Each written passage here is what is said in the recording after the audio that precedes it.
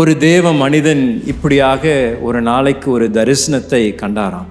அந்த தரிசனத்தில் ஆண்டவராகிய இயேசு அமர்ந்திருந்த ஒரு 3 நபர்களை நோக்கி வந்தாராம். ஒரு இடத்துல 3 பேர் உட்கார்ந்திருந்தார்களாம். அவர்களை நோக்கி இயேசு கடந்து வந்தாராம். இந்த முதல் நபரை ஆண்டவராகிய இயேசு பார்த்து அவரை சும்மா சிரித்து தலையை ஆட்டினாராம்.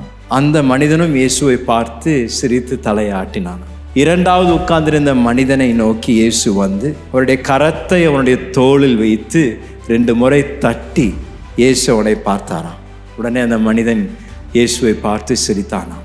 மூன்றாவது இருந்த நபர், அவன் உட்கார்ந்திருந்த அந்த நபரை நோக்கி இயேசு வந்து அவனை எழுப்பி இறுக கட்டி பிடித்து அவனை அரவணைத்து இயேசு அவனுக்கு ஒரு முத்தம் கொடுத்தாராம்.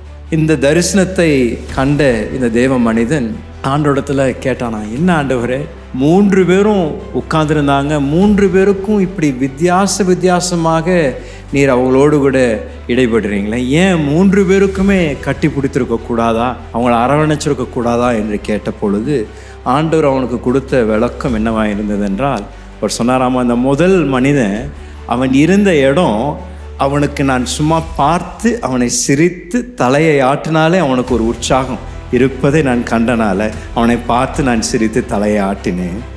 இரண்டாவது மனிதன், அவனுக்கு ஒரு உற்சாகம் தேவையாக இருந்தபடியால் அவனை அருகே வந்து அவன் தோளில் தட்டி அவனை நான் உற்சாகப்படுத்தினேன். ஆனால் மூன்றாவது இருந்த மனிதன் ஒரு உடைக்கப்பட்ட சூழ்நிலை இருந்தபடியால் அவனை எழுப்பி அவனை அரவணைச்சு அவனை கட்டி பிடித்து முத்தம் கொடுத்து அவனை நான் உற்சாகப்படுத்தினேன் என்று ஆண்டவர் சொன்னார்.